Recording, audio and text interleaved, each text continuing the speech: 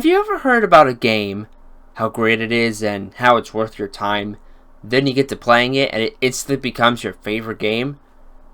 That happened to me with Persona 5.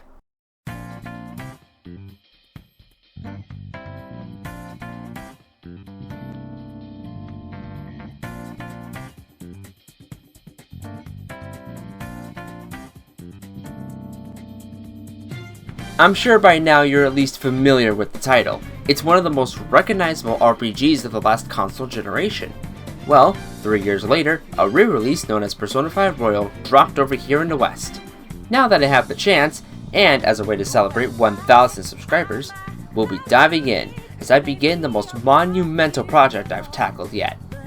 Ladies, gentlemen, and shadows alike, welcome to the serial review of Persona 5 Royal.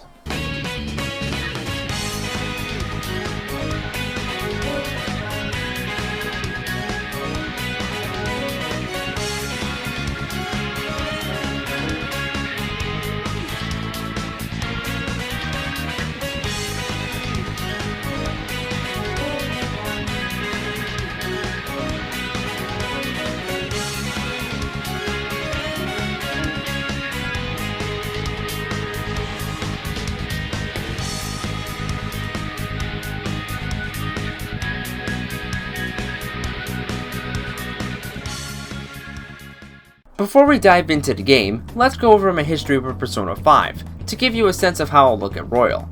Before I sat down to play the original Persona 5, I was just getting into RPGs. Now my prime choice was Kingdom Hearts, but for some reason my mind never told me it was an RPG. I had always thought RPGs were turn-based grindfests, and this was during the time I was a more action-oriented gamer. So despite titles like Ni no Kuni and Custom Robo Arena technically called RPGs, slap the dunce cap on me cause I never called these RPGs. Then, one day, I was over at my friend Andrew's house, and he happened to be playing Final Fantasy X. I finally caved and bought a copy myself, and ended up loving it.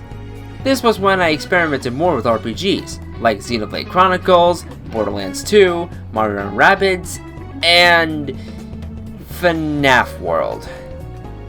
I am far from perfect, as you can tell. I was getting RPG experience, leveling up if you will, and one fateful night piqued my interest so much it started my Persona journey, with the final boss of Persona 3. What? What the fuck? Okay, hear me out. I was once again over Andrew's house, and he just so happened to reach Nyx, the final boss of Persona 3. He spent quite some time, and at the tail end of the battle, he managed to win with only one character standing with 1 HP remaining. We were both stunned. We couldn't stop talking about it for weeks. He mentioned this was from the Persona series, and at first, I shrugged it off as just being cool.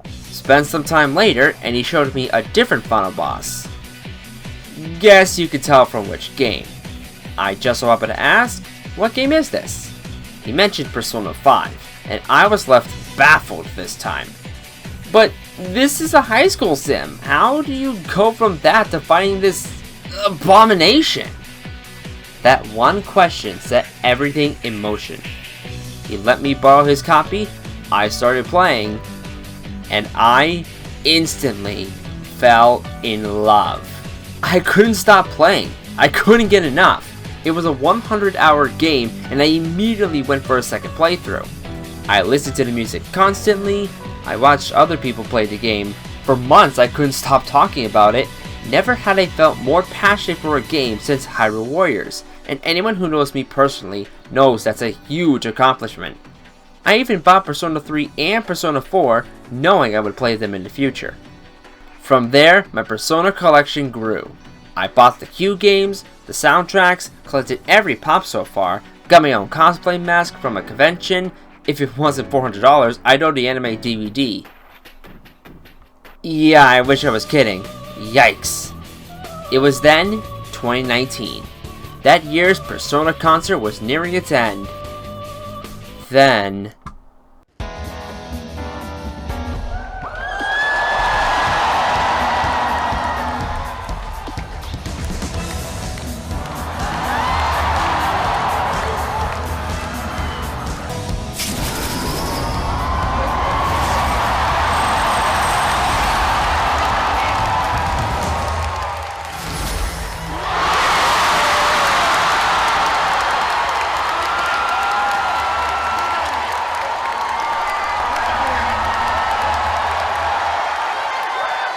right alongside the crowd, I was hyped.